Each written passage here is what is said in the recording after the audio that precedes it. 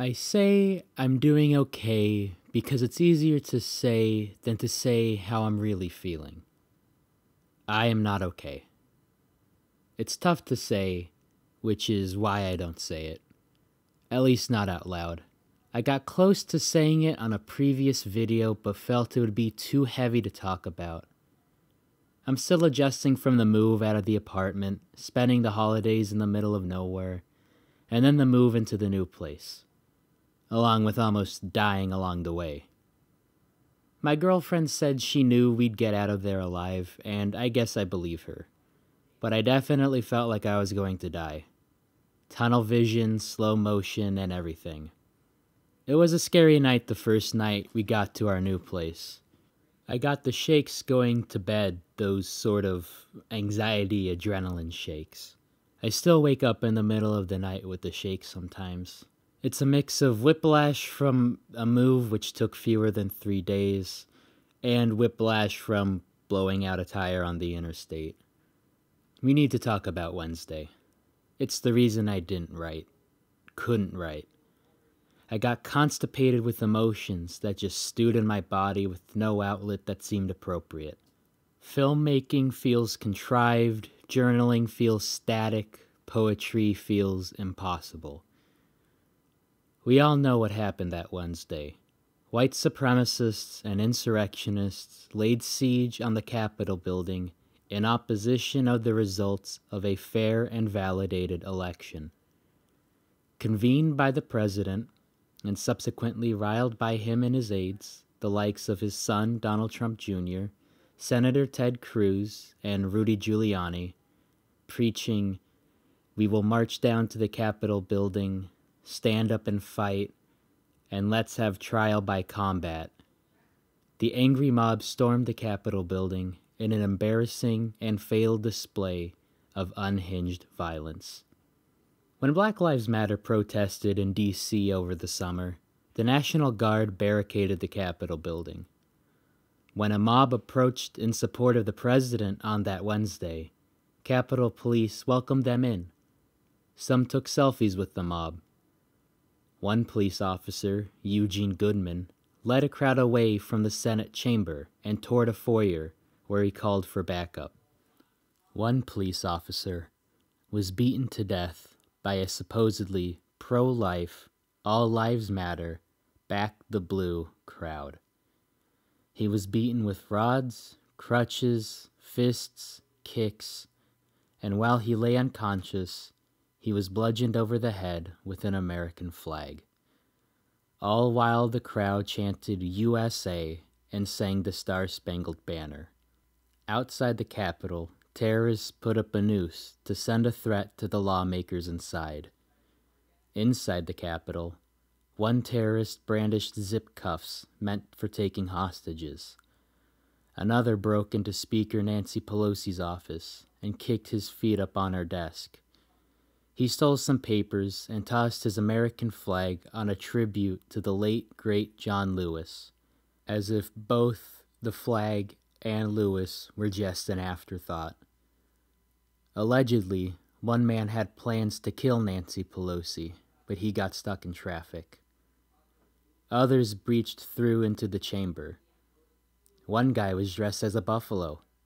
Many others wore tactical gear. In the 4 years of the Civil War, the farthest north the Confederacy made it to the Capitol was Fort Stevens in Virginia. No Confederate flag or emblem flew or displayed in the Capitol until that Wednesday, when a terrorist proudly marched with one through the halls. I hate that flag. I hate it so much. I can't get my mind off how much I hate that goddamn flag. I hate what it stands for. Literally as unpatriotic as you can get. The Confederacy broke away from the U.S. to fight with the rest of the Union. They broke away and fought for the sole purpose of keeping someone like me as property. The flag that we referred to as the Confederate flag never flew in battle, at least not as its own flag. The Stars and Bars emblem flew as a canton on the flag toward the end of the war. The canton became the flag the southern states rose after Reconstruction as they pushed for Jim Crow laws to oppress newly freed blacks. They erected statues of Confederate generals and named streets and cities and forts after them to remind the black race that they were inferior. Even after renaming and rebranding, the ripples are still fresh.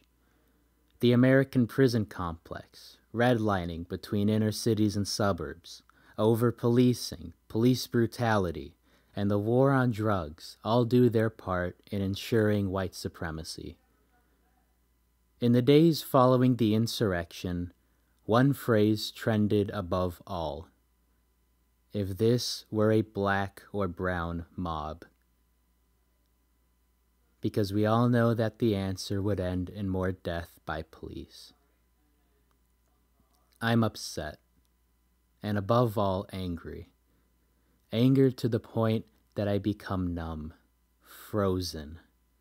Anger to the point where any filmmaking, journaling, poetry, video game, YouTube video, blog post, social media entry, or any other outlet to vent or distract me doesn't feel like enough.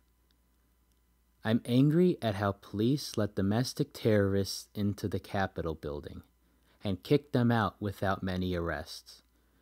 I'm angry at a president who encouraged them to do it and then called them fine people and said that he loves them afterward. I'm angry how Wednesday happened. I'm angry why Wednesday happened. I'm angry that Wednesday happened. I'm angry that those who participated in Wednesday's insurrection will get a lighter sentence than if they stole a backpack or had a bag of weed. I'm angry that those who participated in Wednesday's insurrection got to go home immediately, as opposed to those who had a bag of Skittles, or had a bad $20 bill, or had a toy gun, or looked suspicious, or sold loose cigarettes, or slept in their own bed, or simply had the audacity to exist. But above all, in the words of anonymous internet users and those who fought and continue to fight against injustices, I'm angry at how angry I am. It's a numbing anger that leaves me stuck, frozen in the numb anger. So no, I am not okay. I haven't been for a while. 2021 is the year that I admit that I am not okay. There's a weird solace in knowing that in a pandemic-struck world, I'm not the only one feeling like this. Among my age range during quarantine, alcohol usage has increased, along with stress, anxiety, and depression. Exercise, motivation, and time away from screens have all decreased. There's no light at the end of the tunnel, because there's no end, only continuation. The events of the last month, the last year, and the last 2.5 centuries aren't new, aren't old, and aren't going to disappear overnight. My brain isn't just going to walk off these feelings, and society isn't going to walk off social issues. But things will get better. They have been and will continue to do so. The moral arc of the universe is long, but it bends towards justice. So no, I am not okay. But I know that I will be. I know that sentiment isn't a cure-all to my problems, nor should it. But it might just serve as a nice diuretic to the emotional constipation that I've been having.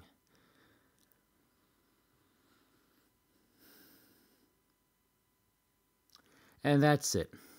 After all that, emotional gushing. It ends on a poop joke.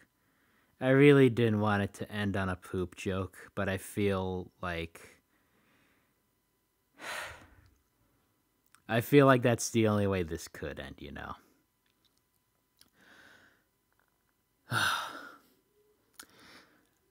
This isn't the video I wanted to make, but it's the video I needed to make.